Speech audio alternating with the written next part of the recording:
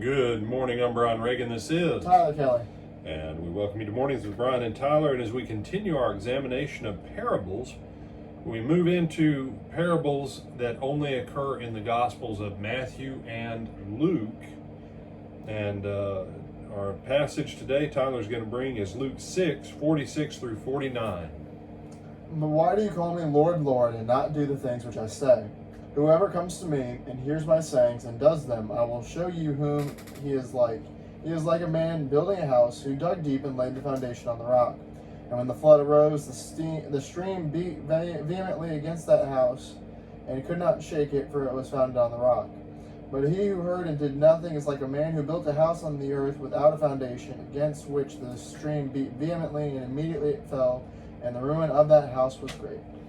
All right, and the similar parable is in Matthew 7, 24 through 28. And so here he says, "Therefore, whoever hears these sayings of mine and does them, I will liken him to a wise man who built his house on the rock, and the rain descended, the floods came, and the winds blew and beat on that house, and it did not fall, for it was founded on the rock.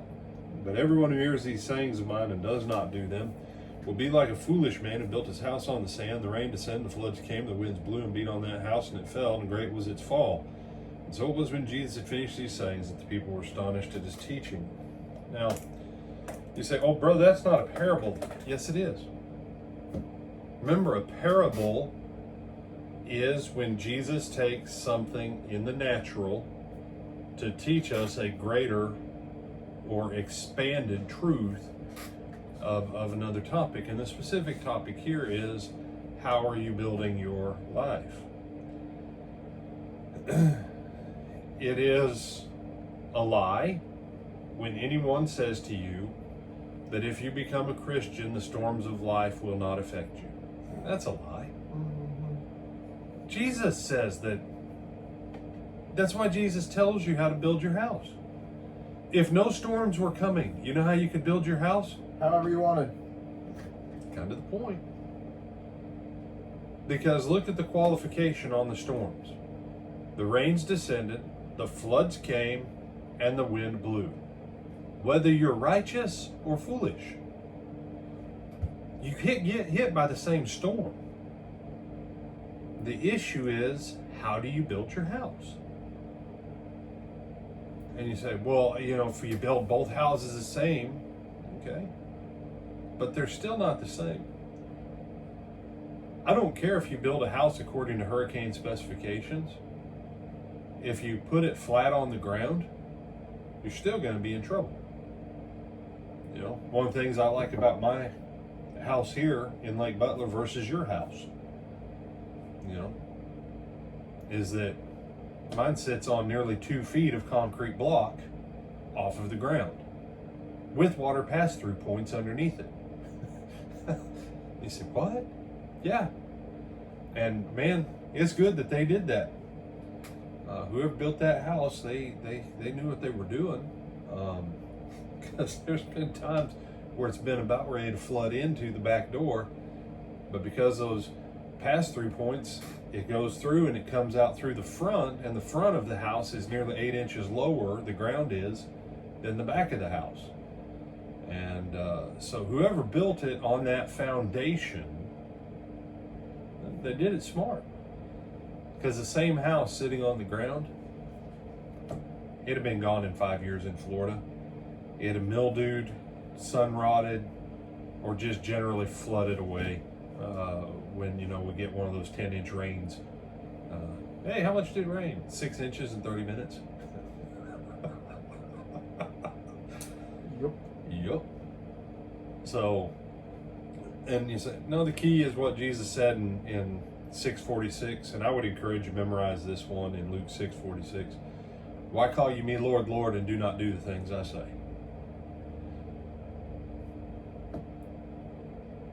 You can't call him Lord and then still be on your own program. It doesn't work that way.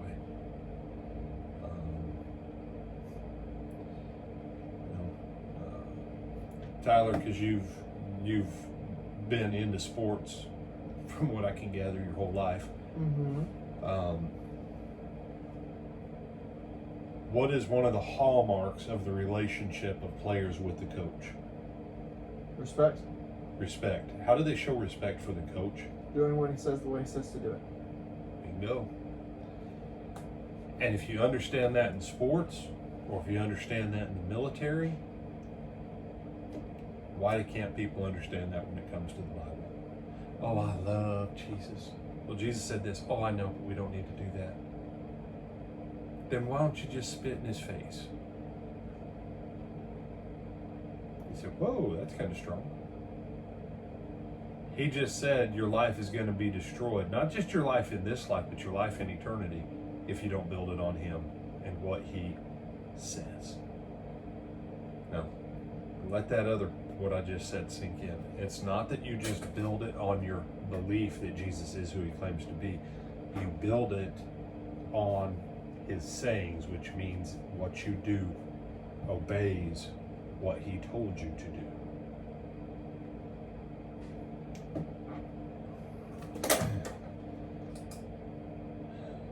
You know, I think about great quarterbacks.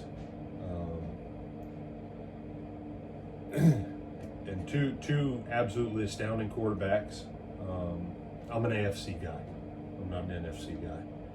I'm an AFC guy. When I used to watch NFL. Okay. But there were two. One was John Elway. The other was Peyton Manning. Oddly enough, when Peyton finished his term, he finished it as a Denver Donkey, Denver Bronco. That's it. That's what they're called. The Flaming Donkeys, because that's what's on the side of their helmet. Whoops. In later years, Mike Shanahan gave John Elway more freedom to call plays on the field. Peyton Manning had freedom to adjust and call plays on the field. Because both of them, having built a lifetime in submission to their coaches, understood what their coaches' minds were, that as the situation of the landscape of the defense changed, they knew how to change with what the coach's goal was, with plays the coaches had already given them to make those changes. And you say, what does it have to do? It has everything to do with this. When you start doing what Jesus says, then what Hebrews 5 says, that by reason of use have their senses exercised to discern good and evil, you will reach a place where you will know what you need to do because you've been doing what Jesus says so long that even if you don't have a specific verse that says, this is what you'll do at this time of day, blah, blah, blah, because you know how the coach, the Lord, thinks, because you've been living in obedience to it so long, you'll take the right step naturally because it'll be part of who you are. You have some other thoughts on this one? No, sir. All right. With that, we bid you good morning. We'll see you back at 12:30. Come back tonight for Brother Greg Edwards, bringing a fantastic class. I believe tonight he's on reconciliation. So come and support and Brother Greg in that class. Until then.